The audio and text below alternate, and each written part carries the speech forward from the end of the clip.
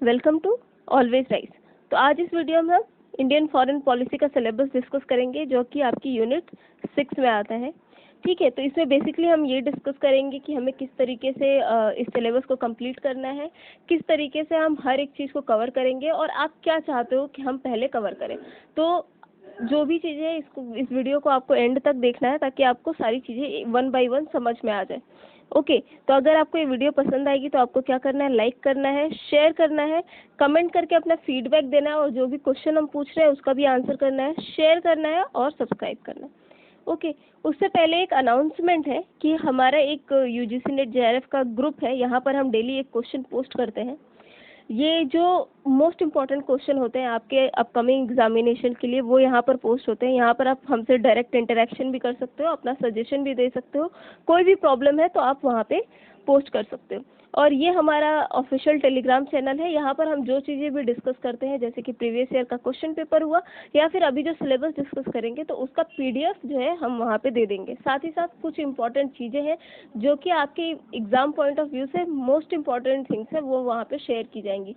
कोई भी ऐसी चीज़ नहीं है जो कि बहुत ज़्यादा मतलब अननेसेसरी आपको कोई भी चीज़ प्रोवाइड नहीं कराई जाएगी। एक लिमिटेड सिलेबस, लिमिटेड चीज़ें ही प्रोवाइड कराई जाएंगी। साथ ही अगर आपको कोई प्रॉब्लम है तो आप या फिर अगर आपको कोई स्पेसिफिक मटेरियल चाहिए तो आप ऑब्वियसली ग्रुप में बोल सकते हैं, वो हम पोस्ट कर देंगे। Okay, so let's start. So India's foreign policy.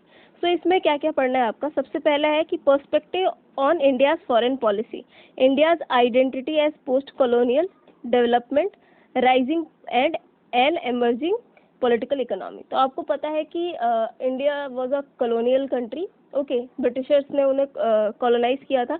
Then what has been the shift of change. Okay, जब ब्रिटिशर्स छोड़ के गए तो किस तरीके से जो है इंडिया ने इस चीज़ को कोप अप किया और साथ ही साथ अपना एक जगह बनाया इंटरनेशनल एरेना में। तो मेनली जो है इसके बारे में पूछा गया है, मतलब इसमें पूरा हमें ये चीज़ डिस्कस करना है। फिर इंडिया की फॉरेन पॉलिसी क्या है, क्या इसकी कोई डॉक्ट्रिन है, क्या यूएसए की तरह इसकी कोई पॉलिसी है या फिर इसकी कोई पॉलिसी ही नहीं है, वो सारी चीज़ें हमें इसमें डिस्कस करनी है। Then second is continuity and change in India's foreign policy principles and determinants. Okay, तो यहाँ पर बेसिकली क्या है कि इन्होंने आपको पूरा दे दिया है कि आपको एग्जैक्टली क्या डिस्कस करना है कंटिन्यूटी एंड चेंज में, क्योंकि ऐसे बहुत सारी चीज़ें हैं जो कि क्या है, एक इंडिया की कंटिन्यूटी में चलती हैं। जैसे यूएसएसआर के साथ रिलेशन हुआ, वो इंडिया का कभी भी चेंज नहीं होने वाला है। थोड़ा बहुत इधर उधर हो सकता है लेकिन यूएसएसआर की इम्पोर्टेंस डिक्लाइन नहीं होने वाली है। ओके, तो ऐसी बहुत सारी कंट्रीज हैं, बहुत सारा एरिया है जिसमें कंटिन्यूटी है, चेंज है, बट एग्जैक्टली आपको क्या पढ़ना है वो इसमें इन्होंने दे रखा है।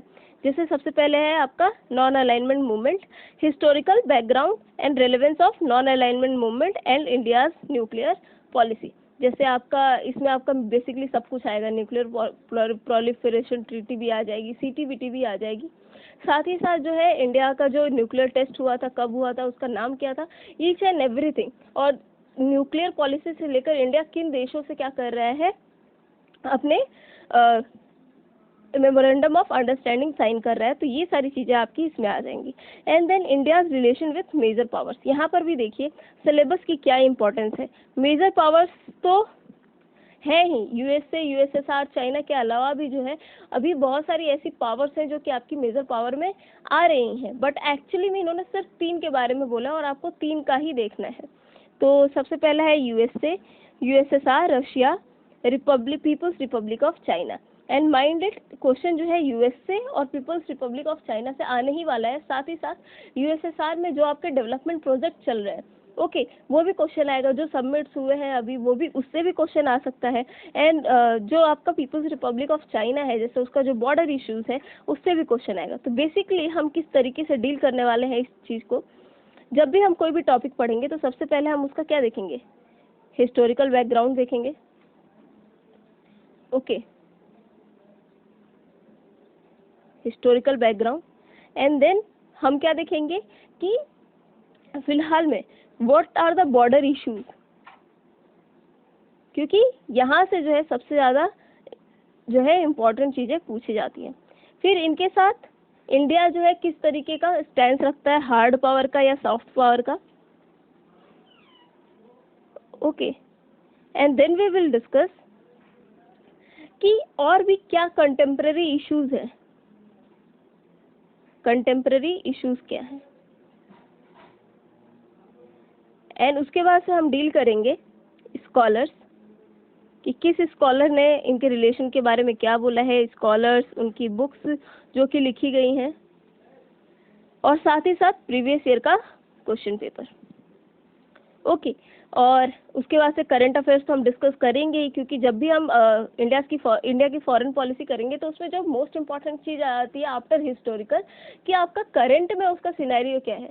जैसे कि जब अफ्रीकन समिट हुआ था, जब आप आगे देखोगे तो उसमें सारे काउंसिल्स के बारे में पूछ लिया था।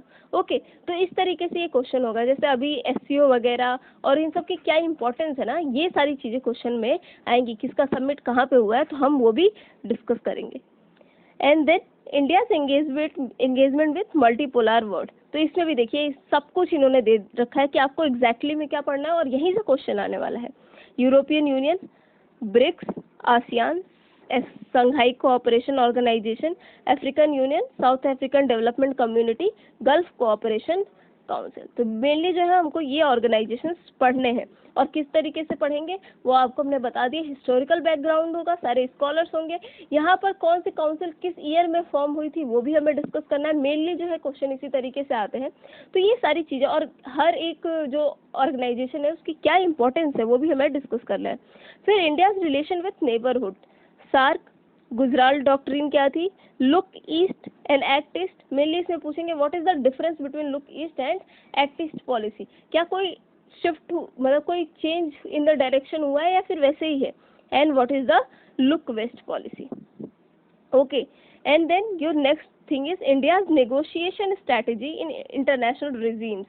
तो इसमें मेनली देखो, इसमें भी इन लोगों ने क्या दिया है, पूरा सब कुछ आपके सिलेबस में दे रखा है कि आपको सारे ही नहीं पढ़ने हैं। बहुत सारे ऑर्गेनाइजेशन है, इंटरनेशनल ऑर्गेनाइजेशन है, लेकिन आपको एग्जैक्टली क्या पढ़ना है। तो यूनाइटेड नेशंस पढ़ना है, वर्ल्ड ट्रेड ऑर्गेनाइजेशन पढ़ना है, IMF पढ़ना है, इंटर गवर्नमेंटल पैनल और क्लाइमेट चेंज। तो इसमें भी हम वही सारी चीज़ें डिस्कस करेंगे। मेनली इसमें सबसे पहले ये कब फॉर्म हुआ था, और इसका जो है डिस्प्यूट सेटलमेंट बॉडी क्या है, कौन सी रिपोर्ट्स निकालता है, और अभी फिलहाल में इनकी कौन सी मीटिंग हुई है, ये सारी चीज़ें हम डिस्कस करेंगे। And what are the contemporary challenges, maritime security, energy security, environmental security, migrants and refugees, water resources, international terrorism, cyber security। तो बेसिकली हम जो हमारा लास्ट है कंटेम्प्रेरी इश्यूज, इसमें हमें क्या क्या डिस्कस करना है। इसमें मैरिटाइम सिक्योरिटी से रिलेटेड कोई इंटरनेशनल ऑर्गेनाइजेशन है, हाँ है, उसको हम डिस्कस करेंगे। कौन सी है वो इंटरनेशनल ऑर्गेनाइजेशन, वो आपको कमेंट में बताना है, ठीक है। फिर एनर्जी सिक्योरिटी से रिलेटेड कौन कौन से आपके इंटरनेशनल ऑर्गेनाइजेशन है, फिलहाल में इंडिया जो है एनर्जी सिक्योरिटी को लेकर कौन कौन से कदम उठा रहा है, या फिर कौन सी ऐसी चीज़ कर रहा है, कोई डेवलपमेंट कर रहा है, वो हमें देखना है। ओके, एंड इसी तरीके से हर एक एरिया में हमें बेसिकली क्या करना है, आगे बढ़ना है। टेररिज्म, अभी सबसे जो इम्पोर्टेंट है वो है आपका साइबर सिक्योरिटी। बुडापेस्ट कन्वेंशन पूछ लेंगे, क्योंकि ये एक लौता कन्वेंशन है जो कि साइबर सिक्योरिटी पे है, बुडापेस्ट कन्वेंशन। तो सारे इस तरीके से हम एक एक कन्वेंशन डिस्कस कर लेंगे, और उसका इस टाइम पे कहाँ मीटिंग हुआ है, या फिर क्या जो है इमर्जिंग चैलेंजेस हैं वो हमें डिस्कस करना है। तो दैट्स ऑल फॉर टुडे। और एक और चीज़ है कि आपने ये सिलेबस देख लिया, तो आप अभी क्या करिए, आप हमें बताएंगे कि हम क्या शुरू करें। क्या हम सबसे पहले जो मेजर पावर्स के साथ रिलेशंस है वो शुरू करें, या फिर जो इनके ऑर्गेनाइजेशंस दिए हुए थे वो शुरू करें, या फिर जो इनका हिस्टोरिकल बेसिस है जैसे नैम हुआ, या फिर इंडिया की फॉरेन पॉलिसी क्या है वो डिस्कस करें। क्योंकि जब आप हमें बताएंगे तो हम उसी तरीके से प्रोसीड करेंगे। क्योंकि अगर हमें स्टार्ट करना होगा तो हम तो कहीं से भी स्टार्ट कर देंगे, बट यहाँ पर आप लोगों को देखना है कि आप लोगों को सबसे ज़्यादा प्रॉब्लम किस में है। क्योंकि जब इम्पोर्टेंट चीज़ें कवर हो जाएंगी तो जो इजी वाली चीज़ें हैं वो तो हम क्वेश्चन पेपर के थ्रू वैसे भी कवर करा देंगे। ओके, तो यहाँ पर आप हमें कमेंट करके बताइए कि हम कहाँ से पहले शुरू करें। Okay, and that's all for today. So if you have liked the video then please subscribe and comment करके आप अपना आंसर ज़रूर बताइएगा। So thank you so much.